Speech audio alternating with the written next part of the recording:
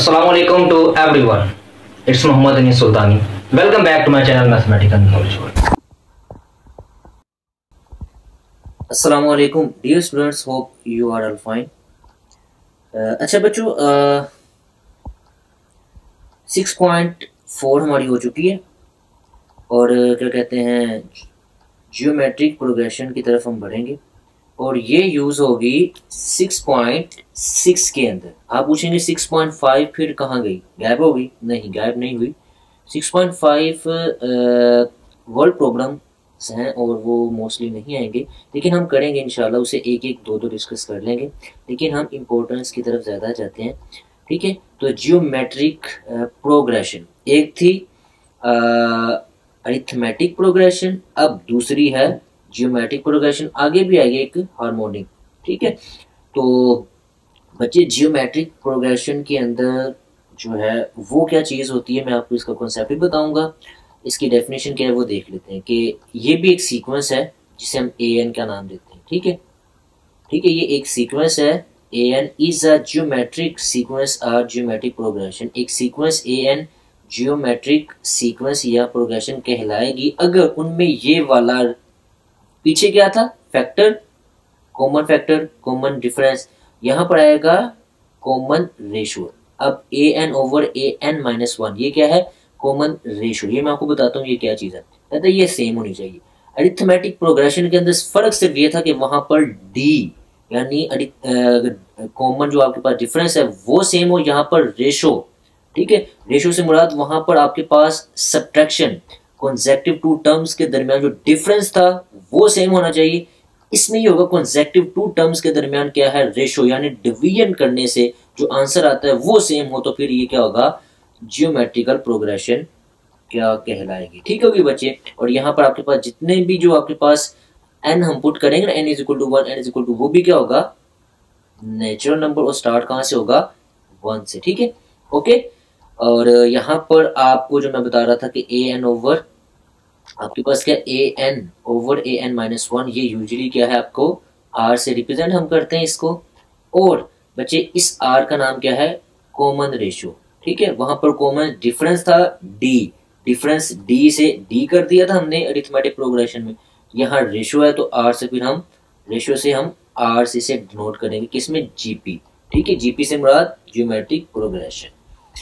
वहां पर फार्मूला आपके पास क्या था, A N is equal to A one plus N minus one into D. यहाँ पर बच्चे जनरल टर्म जीपी की क्या होगी, यहाँ पर मैं बल्कि लिखता हूँ, गलती से लिखा गया है इसे, अब जीपी की जहाँ छूटती है यहाँ पर आएगा, सॉरी एपी की जहाँ छूट के जीपी की तरफ, तो general term of GP is क्या हो जाएगा, A N is equal to A one R और उसकी पावर एन माइनस वन। ठीक है, अब इसको आप याद कर, क्लियर होगी बात। अब हमने 6.4 कर ली है, 6.6 के लिए अब हमें ये डेफिनेशन जियोमेट्रिकल प्रोग्रेशन और हमने इसका फार्मूला देख लिया। ठीक है बच्चे, क्या कहा मैंने, सिंपल के यहाँ पर आपके पास जो सीक्वेंस होगी, ठीक है, लाइक ये देखें, ये भी इस एग्जांपल में भी आ सकती है, आप इसको एग्जांपल में कोड कर सकते हैं। ठीक है, मैं यहाँ नहीं लिख पाया तो ये एग्जांपल है कि ये भी देखें वही चीज़ है, लेकिन क्या यहाँ पर रूल क्या हुआ पड़ा है कि यहाँ पर जो कॉमन आपके पास रेशो है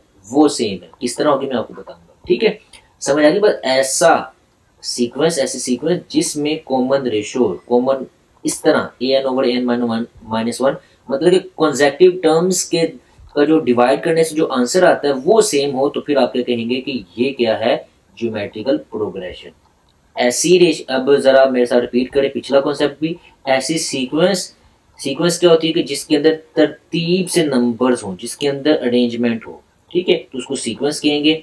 आगे उसकी पहली टाइप है अरिथमेटिक प्रोग्रेशन, तो उसमें क्या था कि माइनस करने से, समझ आ रही बच्चे, मतलब कि दो नंबर्स को, लाइक दिस, ये दो नंबर है, ठीक है, इनको माइनस करने से, कॉन्सेक्टिव नंबर्स को आपस में दूसरे बड़ी वाली को छोटी में से माइनस करने से, ठीक है, आप कॉन्सेक्टिव टर्म्स को माइनस करते थे तो डिफरेंस सेम आए, तो वो क्या था, डिफरेंस सेम आने पे उसका नाम हमने रख दिया प्रोग्रेशन, कौन सी, अरिथमेटिक। ठीक है, और आगे इसके अंदर क्या है कि अगर उनको डिवाइड मींस, अगर इन दोनों को मैं डिवाइड करने से अगर आंसर सेम आ जाए तो इसे क्या कहेंगे, जियोमेट्रिकल प्रोग्रेशन। वहां पर प्लस माइनस की बात होती थी, यहाँ पर डिवीजन मल्टीपल की बात होगी। क्लियर है? ओके। अच्छा, और वहां पर क्या था कि सीरीज हमने क्या पढ़ी थी कि इनका सम करते जाएं तो वो जियोमेट्रिकल अरिथमेटिक क्या बनता था, सीरीज बन जाता है अगर हम A1 A2 A3 को हम ऐड करते हैं। ठीक है, यहाँ पर भी आगे जाकर फिर ये भी बनेगी, वो मैं आपको फिर बताऊंगा। क्लियर है? हमने पीछे भी थोड़ा सा गो थ्रू कर लिए। ओके बच्चे, यहाँ तो कोई मसला होगा तो पूछिएगा। अब हम चलते हैं इसकी एक्सरसाइज के ऊपर। 6.6 पहला क्वेश्चन है, find fifth term of GP. ठीक है, तो आप ये वाला फार्मूला लगाएंगे यहाँ पर। ठीक है, अच्छा ये गिवन है आपको 365, 3 दी हुई है, आगे आपने चौथी पांचवी मतलब पांचवी आपने फाइंड करनी A5। ठीक है, अच्छा अब बात आती गिवन सीक्वेंस मैंने लिख दी 3 6 12। नहीं जी, मैंने 2 खुद से भी लिख दी, ना भी लिखा तो कोई हर्ज नहीं है, आपने बल्कि 3 ही लिखनी, मैंने 2 और लिख दी। अच्छा बच्चे, अब देखिए यहाँ पर मुझे वही बात बताएं कि सब कुछ वही होगा, सब कुछ वही होगा, सिर्फ क्या होगा, आपने एक आर का फैक्टर चेंज करना और फार्मूला, बाकी सब कुछ वही काम है। A1 आपके पास 3 है। अब आर डी कैसे निकालते हैं, 6 माइनस 3, तो क्या था 3 डिफरेंस। ठीक है, आगे अगर मैं इसका देखा 12 माइनस 6, तो ये क्या हो जाएगा 6। 12 20 मतलब कि 20 क्या है 24 माइनस 12, तो 12, मतलब ये डिफरेंस अगर देखा जाए तो ये अरिथमेटिक डिफरेंस प्रोग्रेशन नहीं है। फिर क्या होगा, अब अगर मैं इसको सपोज करें, इसको इस पे डिवाइड करता हूँ 6/3, तो क्या आंसर आ रहा है 2। 12/6 कर रहा हूँ तो 2, 24/12 कर रहा हूँ तो 2, 48/22 कर रहा हूँ, 24 कर रहा हूँ तो फिर भी 2। तो मतलब क्या है कि इनके अंदर जो कॉमन रेशो है वो क्या है 2 है बच्चे। क्लियर है? यहाँ पर 6/3 आ गया और ये आपके पास 2। n इज इक्वल टू 5 आपने पुट करना है, क्योंकि उसने ये कहा हुआ है पांचवी टर्म, तो आपने n आपके पास 5 है, A5 आपने फाइंड करना है। और यहाँ पर बच्चे क्या आ जाएगा आपके पास, फिर अगर मैं आपसे ये कहता हूँ कि यहाँ पर ये formula an is equal to A1 Rn-1, तो क्या होगा बच्चे, फिर n की जगह पर 5, A1 की जगह पर 3, R की जगह पर 2 और यहाँ पर 5-1। तो देखा जाए तो इससे A कम होगा हमेशा, मतलब कि अगर A5 है तो R क्या होगा, R4 होगा, R A6 है तो यहाँ पर R5 होगा। क्लियर है? देखिए 3 इंटू 2 की पावर 4, तो ये 16 मल्टीपल 3 किया तो आपके पास 48। ठीक है, देखिए मैंने वैसे खुद से लिखा था ये 48, तो पांचवी टर्म वही बनी। ठीक है, तो so fifth term of GP is 48। ये इसका पहला क्वेश्चन था बच्चे। क्लियर है? समझ आ गए बच्चे? अच्छा अब इसके क्वेश्चन नंबर 2 की तरफ बढ़ते हैं। अच्छा वो डिस्कस करने से पहले जरा मैं आपको ना इसके अंदर एक कॉन्सेप्ट भी बता दूं, MCQs जरा गौर करें कि फिर पिछली सीक्वेंस में जब हम करते रहे तो किसी के अंदर 1 3 5, सपोज करें अगर मैं आपको एग्जांपल अगर यहाँ पर देना चाहूँ 1 3 5 7 और 9, तो इसके अंदर प्रोग्रेशन है, अरिथमेटिक प्रोग्रेशन आपको पता भी लग रही होगी कि यहाँ पर क्या हो रहा है, अरिथमेटिक है, क्योंकि 3 माइनस 2 का फर्क आ रहा है। ठीक है, मतलब 2 आप ऐड करें तो फिर क्या होगा आपके पास, ये अरिथमेटिक सीक्वेंस बन रही है। जहाँ पर प्लस माइनस का चक्कर हो वो बच्चे किस में जाती है, अरिथमेटिक के अंदर। और जहाँ पर मल्टीप्लाई की बात आ जाए तो हम इसे क्या कहते हैं, ज्योमेट्री के अंदर। अब देखें जरा इस सीक्वेंस का मैं आपको तरीकाकार बताऊं कि ये किस तरह बनी है। ये देखें 3 मल्टीपल, यहाँ पर ये देखिए अगर आप ये सीक्वेंस क्लियर है, अगर देखें 2 की पावर 0 तो ये 1 बनेगा। ठीक है, आपके कॉन्सेप्ट के लिए बता रहा हूँ। अच्छा अगला क्या होगा, 2 की पावर 1 मल्टीपल 3, तो देखें 6 बन गया। अगला क्या बनेगा, 2 की पावर 2 मल्टीपल 3, तो बच्चे आपके पास 4 मल्टीपल 3 12 आ जाएगा। अगला देखें 2 की पावर 3 मल्टीपल 3, ठीक है, तो इधर 8 मल्टीपल 3 तो 24 आ जाएगा। अच्छा इसको 4 कर लेते हैं तो देखें 16 मल्टीपल 3, यही आपके पास 48 आ गया। तो बच्चे इसमें क्या है, मतलब मल्टीपल वाली चीज़ आ रही है। अगर आपने मल्टीपल, जब आप देखें इसके अंदर ऐड 2 हुआ था, ऐड 2 हुआ, डिफरेंस इसका माइनस करने से आएगा। यहाँ पर आपके पास मल्टीपल हो रहा है तो आपको अब इसका फैक्टर डिवाइड करके, मतलब कितना कितना कितना ऐड हो रहा है कि वो आपके पास 2 की पावर में है। ठीक है, 2 फैक्टर के अंदर आ रहा है। तो मल्टीपल के अंदर जब भी डिवाइड के अंदर बात आ रही होगी तो वो ज्योमेट्री के अंदर आ जाएगा, और अगर प्लस माइनस की बात करें तो वो अरिथमेटिक। क्लियर है? ये आपका MCQs भी क्लियर हुआ। अच्छा बच्चे अब आपके बात आती है क्वेश्चन नंबर 2। क्वेश्चन नंबर 2 के अंदर वो कहता है find 11th term of sequence. अब उसने 11th टर्म ऑफ सीक्वेंस अगर इस तरह का कोई होता तो कितना आसान था, यही कर लेते, ऐसे ही करना था। लेकिन अब यहाँ पर उसने टर्म चेंज की है, तो अब इसके लिहाज से हम काम करेंगे। क्लियर है। सोल्यूशन गिवन सीक्वेंस A1 आपके पास क्या है 1 प्लस आयोटा, आर आपके पास बच्चे क्या बनेगा 2, और यहाँ पर ये इसको डिवाइड करेंगे। ठीक है, ये ANM समझा रही बात, इसमें से A कम किया तो इससे पीछे वाले। ठीक है, मतलब कि आपने जो दूसरी है, अगर आप कॉन्जेक्टिव समझ लें, कॉन्जेक्टिव की दूसरी टर्म को ऊपर रखेंगे और पहली को नीचे। इसमें अगर आप देखना सपोज करें, अब इसकी क्या आर बन रही, R is equal 2/1 iota, easily आपको फाइंड। लेकिन आप चाह रहे हैं कि यार आप इसका देखना चाहें कि यार वाकई ये सेम है यानी, तो देखिए मैंने ऊपर लिखा हुआ है 4/1 प्लस आयोटा ओवर 2। ठीक है, अब देखें ये ऊपर जाके आपको पता है कि ये क्या हो जाएगा 1/2 हो जाएगा। क्लियर है, यहाँ से ये कैंसिल आउट और 2/1 प्लस आयोटा। तो मीन्स आप जिसको मर्जी कर लें आर सेम ही आएगा। एन आपके पास 11 कैसे पता लगा, उसने कहा कि 11 टर्म आपने फाइंड करनी, तो एन आपके पास 11 है।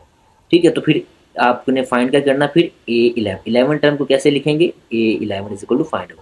फार्मूला आपके पास है AN is equal to A1 RN-1। ठीक है, अब A11 N की जगह पर A1 आपके पास और R में से N-1 किया तो 10 आ जाएगा। वैल्यूज को पुट करें 1 प्लस आयोटा, और यहाँ पर बच्चे क्या आ जाएगा 2/1 प्लस आयोटा और होल की पावर ये वाली 10। ये कहाँ से आया, ये R है आपके पास। क्लियर है। अच्छे बच्चे, अब ये क्वेश्चन अहम भी है, इसको ज़रा सोल्व करने का तरीका देख लें कि इसको मैं सेपरेट कर रहा हूँ हर एक टर्म को, 2 की पावर 10 और नीचे भी क्या है 1 प्लस आयोटा और होल की पावर 10 कर दिया। क्लियर है, समझ आ गए बच्चे। अच्छा, अब इसको सोल्व करने का तरीका है, अब आगे 2-3 सवालों में ऐसे ही आएगा। आपने क्या करना है 1 प्लस आयोटा आ गया, तो आपने अब देखें A प्लस B की पावर 2 हो, तो इसका मतलब क्या होता है कि मैंने फार्मूला लगाना। तो क्या मैं यहाँ पर 1 प्लस आयोटा की पावर 2 और इंटू 5 नहीं कर सकता, जैसे कि ये किया हुआ 2 की पावर 10 1 प्लस आयोटा और 1 प्लस 11 इंटू 10, और यहाँ बोल के मैंने नीचे किया 1 प्लस आयोटा इंटू 2 और ये 5। अब यहाँ पर फार्मूला पुट करें। ठीक है, ये ऊपर एज इट रहा 2 की पावर 10 1 प्लस आयोटा, नीचे 1 A का स्क्वायर जो कि यहाँ पर 1 है, 1 का स्क्वायर, और यहाँ पर B क्या है B का स्क्वायर, यहाँ पर आयोटा का स्क्वायर प्लस 2AB। 1 मल्टीपल करेंगे तो आयोटा ही रहेगा 2 आयोटा, और साथ ये पावर 5 आ गई। अच्छा, अब 2 की पावर 10 1 प्लस आयोटा और नीचे 1, और इसकी वैल्यू आपको पता है, बल्कि यहाँ पर लिखनी भी चाहिए -1, किसकी वैल्यू है आयोटा स्क्वायर। तो ये मैंने लिख दी, तो ये कैंसिल आउट। ठीक है, काटने की ज़रूरत भी नहीं, ना काटें कोई मसला नहीं। 2 आयोटा और की पावर 5।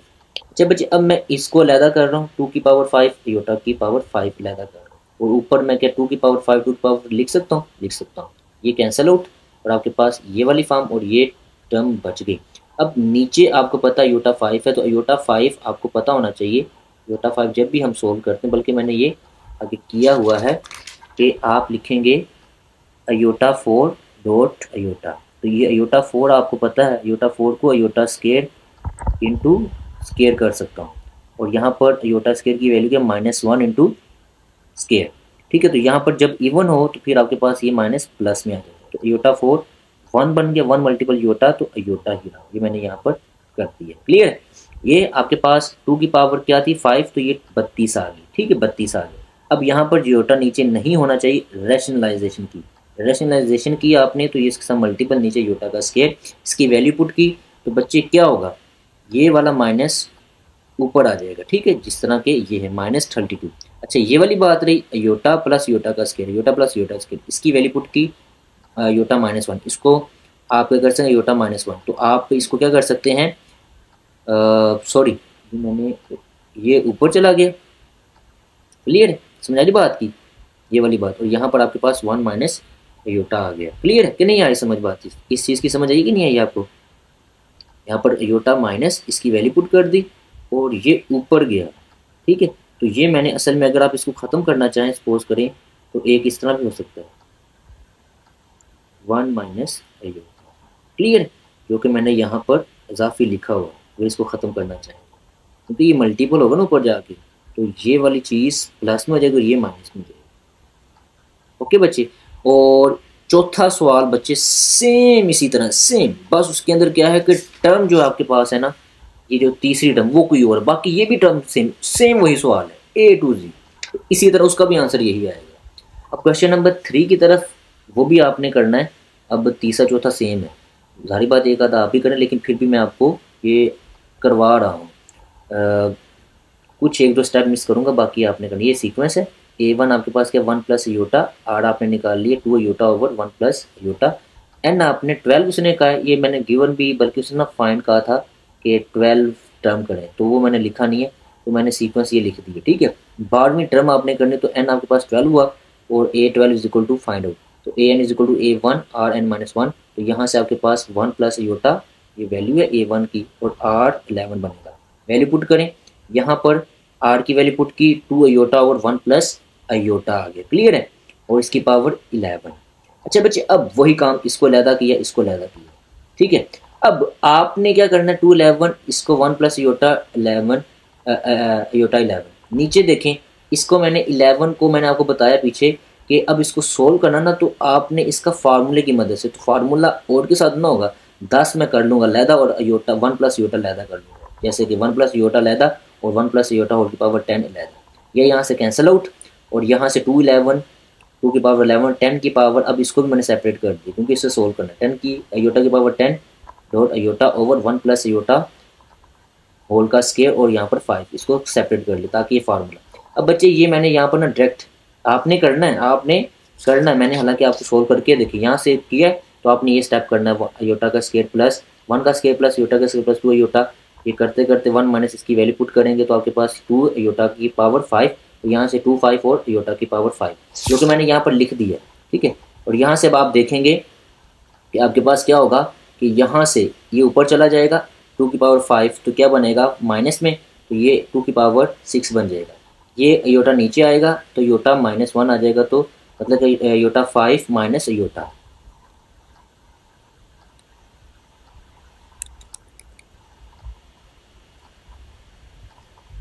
ठीक है, अयोटा 2 की पावर 6 और नीचे अयोटा 4। अब बच्चे आपने इसको सोल्व किया तो ये आपके पास 1, ये करना आता है जैसे मैंने यहाँ पर किया था, ये देखिए अयोटा 4 किया तो ये 1 आ गया, तो ये नीचे 1 पुट कर दिया, तो ये -26 और इसकी वैल्यू -64। तो ये बच्चे क्वेश्चन नंबर 4 तक आपने करने, ठीक है, ये सेम है, question number 4 A to Z same है, ये क्वेश्चन नंबर 4 तक आपने करना, कोई मसला हो तो पूछिए।